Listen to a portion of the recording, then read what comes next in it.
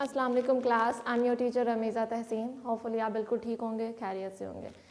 जी हम लोग first year के चैप्टर नंबर 6 पे हैं, security, copyright and law. Previous lecture में हम लोगों ने डिस्कस किया था डाटा प्रोटेक्शन के। डाटा प्रोटेक्शन क्या होती है? अपने डाटा को हाइड करना, अपने पर्सनल डाटा को हाइड करना दूसरे पर्सन से या ऑर्गेनाइजेशन से। ठीक है, जब वो अनऑथराइज पर्सन से हाइड होगा तो वो अनऑथराइज पर्सन हमारे डाटा को असेस ही नहीं कर पाएंगे। जब असेस नहीं कर पाएंगे तो उसका मिसयूज़ ही नहीं कर पाएंगे।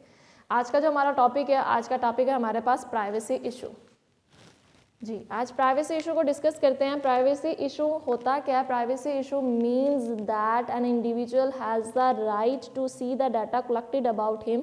प्राइवेसी इशू हमारे पास ये है कि जो इंडिविजुअल के बारे में डाटा स्टोर्ड करवाया जा रहा है, ठीक है, उस इंडिविजुअल के पास राइट हो कि वो अपने डाटा को देख सके अपने, और वो किसी भी टाइम पे एप्लीकेशन सबमिट करवा के वो अपने डाटा को देखना चाह रहा है। और वो जो ऑर्गेनाइजेशन जिसके डाटा पे काम कर रही है वो किसी भी टाइम रोक सकता है कि मेरे डाटा पे वर्किंग स्टॉप कर दी जाए। ठीक है, तो ये आपका क्या होता है? प्राइवेसी इशू होता है। जी इसको डिस्कस करते हैं। Privacy issue mean that individual has a right to see the data collected about him. means individual has a right to see data about him।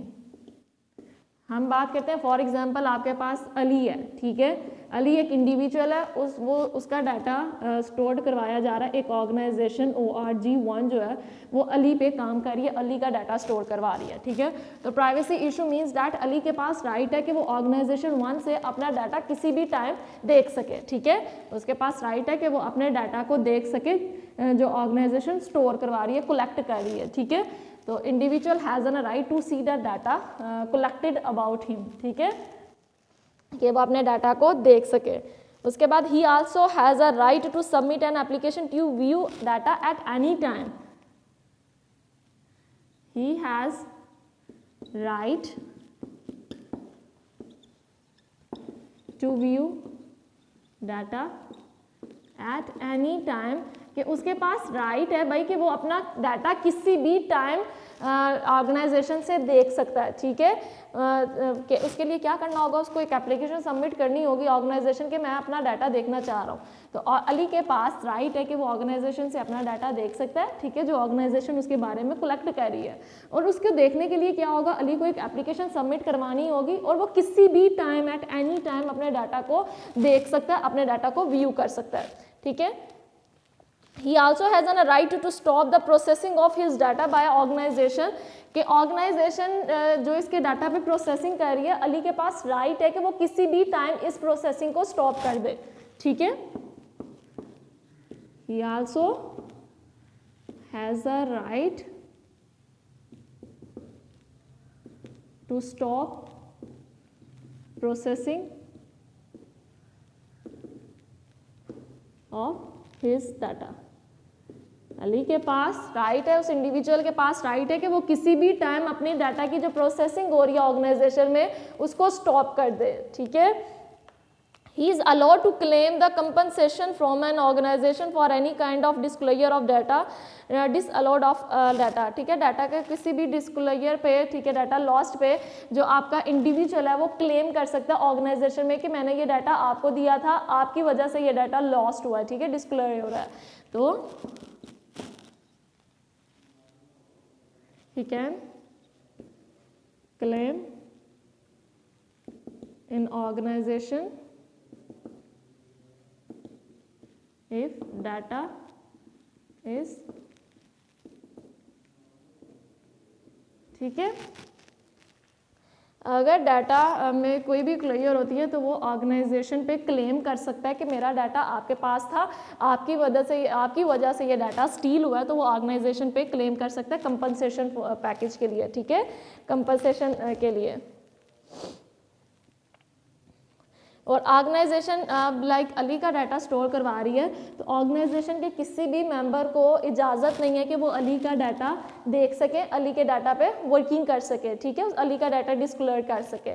तो ऑर्गेनाइजेशन में जो डाटा होता है वो बिल्कुल प्रोटेक्ट होता है। ठीक है, जो ऑर्गेनाइजेशन मेंबर्स हैं वो उस डाटा का मिसयूज़ नहीं करते। अब data using for his organization without the permission is crime, कि ऑर्गेनाइजेशन का जो डाटा है उसकी परमिशन के बगैर इस्तेमाल किया जाए तो वो क्या होगा, क्राइम होगा। Using organizational data without its permission is crime, कि ऑर्गेनाइजेशन की परमिशन के बगैर उसका डाटा इस्तेमाल करना, ये आपके पास क्या आ रहा है, ये क्राइम आ रहा है। हमारे पास जो डाटा प्रोटेक्शन एक्ट है वो मिनिमाइज करते हैं मिसयूज ऑफ पर्सनल इंफॉर्मेशन, ठीक है, कि आपके पास जो डाटा प्रोटेक्शन एक्ट आ रहा है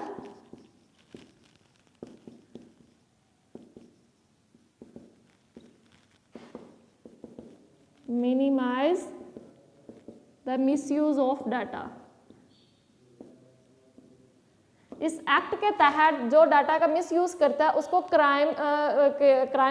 उसको क्रिमिनल करार दिया जाता है, ठीक है, और उसके लिए एक स्पेसिफिक पनिशमेंट भी होती है, ठीक है। इस वजह से अब डाटा का मिसयूज नहीं होता क्योंकि उसको भी इलीगल एक्टिविटी करार दिया जाता है और उस बंदे को क्रिमिनल पॉइंट ऑफ व्यू से उसको नोटिस किया जाता है और एज एन क्राइम उसको पनिशमेंट दी जाती है। तो ये कौन करता है, ये हमारा डाटा प्रोटेक्शन एक्ट करता है। डाटा प्रोटेक्शन एक्ट की मदद से हमारा जो डाटा का मिसयूज़ था वो कम हो रहा है, ठीक है। नहीं तो पहले डाटा का बहुत ज़्यादा मिसयूज़ किया जाता था, क्यों, क्योंकि उसको इलीगल एक्टिविटी करार नहीं था दिया गया। डाटा प्रोटेक्शन एक्ट के थ्रू अब जो भी डाटा का मिसयूज़ करेगा वो एक क्राइम होगा और उसको क्रिमिनल के तौर पे पनिशमेंट मिलेगी, ठीक है।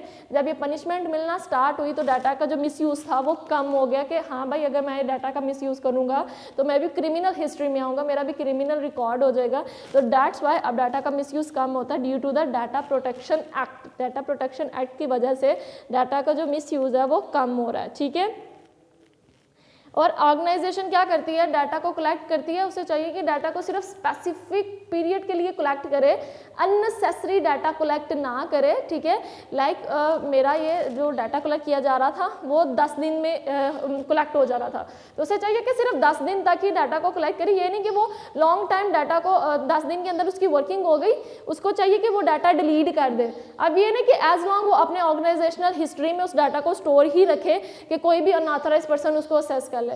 सिर्फ ऑर्गेनाइजेशन को चाहिए डाटा तब तक अपने पास रखें जब तक उस डाटा पे वर्किंग हो रही है। जैसे ही वर्किंग हो रही है या तो उसको किसी सेफ प्लेस पे शिफ्ट कर दे या उसको कंप्यूटर में से डिलीट कर दे कि कोई अनऑथराइज पर्सन उसका रिकॉर्ड, उसकी हिस्ट्री ना ले पाए, ठीक है। अब जैसे हमने पीछे ऑर्गेनाइजेशन में पेशेंट की बात की थी, तो पेशेंट का रिकॉर्ड तब तक होना चाहिए जब तक पेशेंट बिल्कुल रिकवर हो जाता है, ठीक है। अगर पेशेंट रिकवर होकर घर जा रहा है, भाई बिल्कुल ठीक हो गया, भाई उसकी हिस्ट्री डिलीट करें, ठीक है। तो यही है कि ऑर्गेनाइजेशन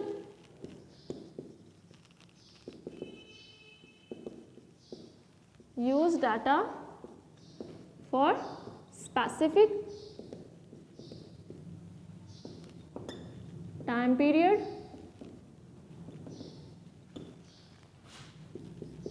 ठीक है, कि स्पेसिफिक टाइम पीरियड तक वो डाटा को इस्तेमाल करें, ठीक है, एंड कलेक्ट नेसेसरी डाटा, जो ज़रूरी है सिर्फ उस डाटा को कलेक्ट करें, अननेसेसरी डाटा को कलेक्ट ना करें, ठीक है। उसके बाद इंश्योरिंग प्राइवेसी, की हम लोग अपनी प्राइवेसी को किस तरह इंश्योर कर सकते हैं, अब उसको डिस्कस करते हैं। पहले प्राइवेसी इशू को देख लेते हैं कि प्राइवेसी इशू क्या है। भाई इंडिविजुअल के पास राइट है कि जिसके बारे में इंफॉर्मेशन स्टोर की जा रही है वो ऑर्गेनाइजेशन से अपनी इंफॉर्मेशन को देख सके, ठीक है। इसके लिए क्या करना होगा, इंडिविजुअल को अपने एक एप्लीकेशन फॉर्म सबमिट करवानी होगी और वो किसी भी टाइम अपनी ऑर्गेनाइजेशन से अपना डाटा देख सकता है। अब वो अली, जैसे अली की हम लोग बात करें, अली के बारे में डाटा स्टोर करवाया जा रहा है, ऑर्गेनाइजेशन 1 उसका डाटा स्टोर करवा रही है, तो अली के पास राइट है कि वो ऑर्गेनाइजेशन 1 से एप्लीकेशन सबमिट करवाए और किसी भी टाइम अपने डाटा को देख ले। और अली के पास ही राइट है कि जो डाटा ऑर्गेनाइजेशन को उसने दिया है वो उसकी प्रोसेसिंग भी स्टॉप करवा सकते हैं किसी भी टाइम, के उसके पास राइट है कि उसका जो डाटा है उसकी प्रोसेसिंग वो स्टॉप करवा सकता है। अब अगर वो कोई डाटा उसका लॉस्ट होता है तो वो ऑर्गेनाइजेशन पे ही क्लेम करेगा उसकी कंपनसेशन के लिए कि ये डाटा आपके पास था, आपकी वजह से ये लॉस्ट हुआ। उसके बाद अब ऑर्गेनाइजेशन का जो डाटा डाटा है वो ऑर्गेनाइजेशन की परमिशन के बगैर कोई इस्तेमाल नहीं कर सकता। अगर कोई ऑर्गेनाइजेशन की परमिशन के बगैर उसका डाटा इस्तेमाल करेगा तो उसको क्राइम कहा जाएगा, और जो क्राइम करेगा उसको डाटा प्रोटेक्शन एक्ट के तहत पनिशमेंट दी जाएगी। ठीक है, जब ये पनिशमेंट स्टार्ट हुई तो उससे क्या हुआ, हमारा जो डाटा का मिसयूज था वो मिनिमाइज हो गया। अब ऑर्गेनाइजेशन स्पेसिफिक टाइम पीरियड के लिए डाटा को इस्तेमाल करेगी और सिर्फ नेसेसरी टर्म्स, नेसेसरी डाटा को कलेक्ट करेगी, अननेसेसरी डाटा को कलेक्ट नहीं करेगी। ठीक है, उसके बाद इंश्योरिंग प्राइवेसी की, प्राइवेसी को किस तरह इंश्योर किया जाता है, अब इसको देखते हैं।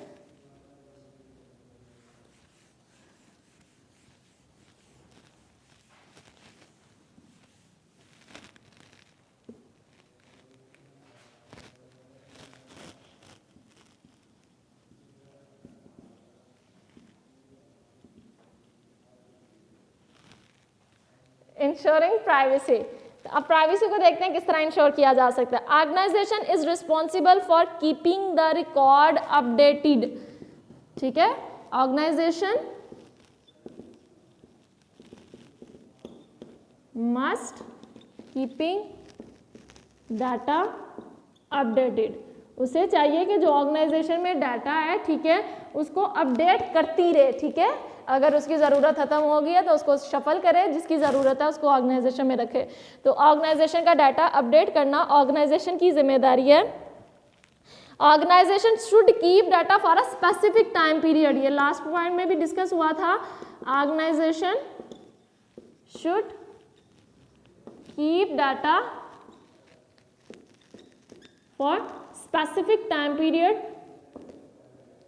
स्पेसिफिक टाइम पीरियड के लिए ऑर्गेनाइजेशन को चाहिए कि वो उसका डाटा स्टोर्ड करवाए, डाटा को कीप करे। ठीक है, it can not keep it longer than a necessary time period, कि जब इसकी ज़रूरत नहीं है तो उसको चाहिए कि ये ऑर्गेनाइजेशन ये डाटा को रिमूव करे, उसको तब भी स्टोर ना करवाए जब उसकी ज़रूरत ही नहीं। ठीक है, the right of the subject can not be violated at any point during the data processing. Data processing के दौरान अगर कोई आपका जो यानी कि पर्सन इंडिविजुअल है वो प्रोसेसिंग स्टॉप करना चाह रहा है तो वो उसके पास राइट है कि वो उसको स्टॉप करे। और दूसरा, organization is responsible for data security. हम ऑर्गेनाइजेशन में डाटा अपना दे रहे हैं, भाई डाटा की सिक्योरिटी ऑर्गेनाइजेशन की जिम्मेदारी है कि हमारे डाटा को सिक्योर रखे, डाटा को अनऑथराइज्ड पर्सन से, हैकर से हमारे डाटा को बिल्कुल सिक्योर रखे। ठीक है, तो ये हमारे किस तरह हम लोग अपनी प्राइवेसी को इंश्योर कर सकते हैं कि ऑर्गेनाइजेशन को चाहिए कि अपना डाटा की अपडेटेड रखे और अपने डाटा को लॉन्ग पीरियड के लिए सेव ना करवाए, जैसे ही उसकी ज़रूरत ख़त्म हो जाए तो डाटा को शफल करे, वो डाटा ऑर्गेनाइजेशन में कीप ना करे। और उसके बाद ये कि आपने जब ऑर्गेनाइजेशन में डाटा दिया तो ऑर्गेनाइजेशन की रिस्पॉन्सिबिलिटी है कि डाटा को सिक्योर करे, सिक्योरिटी मैकेनिज्म अप्लाई करे, डाटा को प्रोटेक्ट करे। ठीक है, डिफरेंट वे से। तो ये आज का टॉपिक था जिसमें हम लोगों ने प्राइवेसी इशू को देखा। तो होपफुली क्लास आप लोगों को समझ आई हो। इसके बाद हम लोग नेक्स्ट टॉपिक भी देख लेते हैं, what is the purpose of data protection legislation. जी, अब उसको भी डिस्कस कर लेते हैं।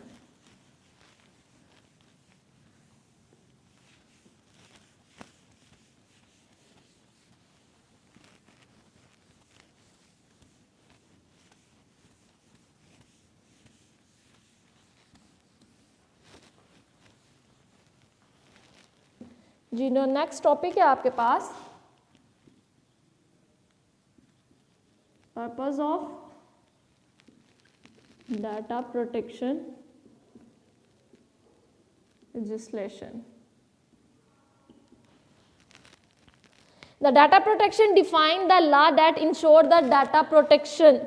ठीक है, अब डाटा प्रोटेक्शन क्या करती है, डाटा प्रोटेक्शन लेजिस्लेशन क्या करती है, define law for data protection. और डाटा को प्रोटेक्ट करने के लिए लॉज को डिफाइन करती है। Many country have define the data protection legislations. काफ़ी सारी कंपनियों ने डाटा प्रोटेक्शन लेजिस्लेशन को डिफाइन किया। ठीक है, उनके पास डाटा प्रोटेक्शन लेजिस्लेशन को डिफाइन किया ताकि वो लॉज को डिफाइन कर सके कि हमने कौन से लॉ को इस्तेमाल करते हुए किस तरह अपने डाटा को प्रोटेक्ट करना है। ठीक है, many countries define data protection legislation. उसके बाद नेक्स्ट पॉइंट हमारे पास आ रहा है many advance western countries enforce his law properly. तो हमारे जो एडवांस कंट्रीज़ हैं उसमें इस लॉ को इन्फोर्स किया जाता है कि ये लॉ को फॉलो किया जाए, कोई इसकी वायलेशन ना करे, ठीक है।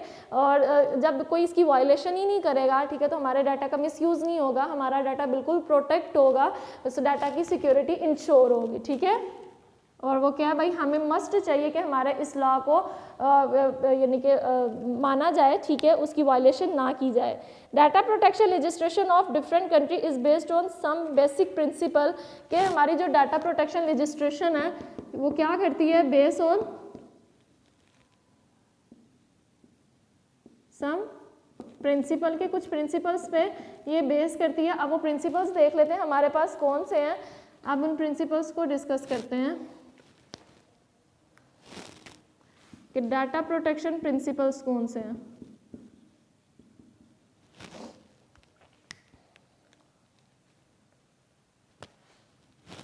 सबसे पहले कि ऑर्गेनाइजेशन जो डाटा स्टोर करवा रही है वो इसका पर्पस डिफाइन करे कि किस मकसद के लिए वो डाटा को स्टोर करवा रही है। The purpose of keeping personal data must be clearly defined by the organisation कि ऑर्गेनाइजेशन किस पर्पस के लिए डाटा को कीप कर रही है। Purpose of keeping personal data के purpose of keeping personal data must be clearly defined by organisation.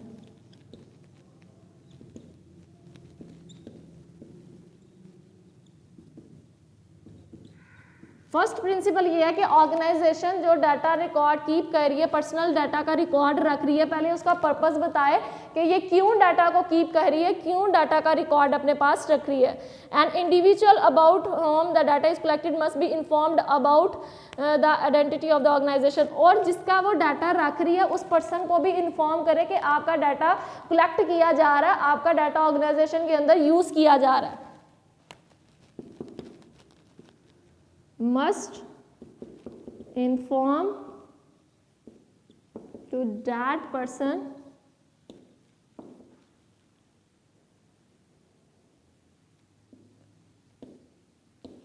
about which data is collected कि उस पर्सन को इन्फॉर्म किया जाए कि आपका डाटा इस्तेमाल किया जा रहा है, ठीक है। लाइक आपके पास एक ऑर्गेनाइजेशन है हॉस्पिटल ने रिकॉर्ड सेव किया हुआ है अली का, ठीक है, वो एक कोरोना पेशेंट है, जैसे कि आजकल आप लोगों को पता है भाई कोरोना पीक पे जा रहा है, ठीक है, वो एक कोरोना पेशेंट है। तो अब कोरोना की मेडिसिन के लिए हॉस्पिटल ने क्या किया, अली का रिकॉर्ड यूज़ किया, अली के रिकॉर्ड पे वर्किंग की, ठीक है, रिसर्च ऑर्गेनाइजेशन ने इसको इस्तेमाल किया। तो सबसे पहले हॉस्पिटल डिफाइन करे कि वो अली का रिकॉर्ड इस्तेमाल कर रही है कोरोना वैक्सीनेशन के लिए, कि कोरोना की वैक्सीनेशन ले सके, तो वो अली का रिकॉर्ड स्टोर करवा रही है, ठीक है, रिकॉर्ड पे प्रोसेसिंग करिए। दूसरा, अली को इन्फॉर्म भी करे कि अली आपके जो डाटा है, आपके डाटा पे प्रोसेसिंग की जा रही है ताकि हम लोग इसके लिए वैक्सीनेशन दरियाफ्त कर सकें, ठीक है, आपके डाटा पे प्रोसेसिंग की जा रही है हॉस्पिटल में, ठीक है। तो ये है कि आपने सबसे पहले उस ऑर्गेनाइजेशन अपना पर्पस डिफाइन करे कि वो किस पर्पस के लिए उसका रिकॉर्ड इस्तेमाल कर रही है। दूसरा, जिसका रिकॉर्ड इस्तेमाल किया जा रहा है, जिसके डाटा पे प्रोसेसिंग की जा रही है, उसको इन्फॉर्म भी करे कि आपके डाटा पे प्रोसेसिंग की जा रही है। तो ये हमारे पास है डाटा प्रोटेक्शन लेजिस्लेशन और उसके प्रिंसिपल्स हैं हमारे पास। होपफुली आप लोगों को लेक्चर की समझ आई हो। अल्लाह हाफिज़ क्लास। वीडियो पसंद आई तो लाइक करें, अपनी राय कमेंट करें। ऐसे ही मजीद वीडियोस के लिए हमारा चैनल सब्सक्राइब करें और बेल का आइकन दबाएं ताकि आपको हर वीडियो का नोटिफिकेशन मिलता रहे।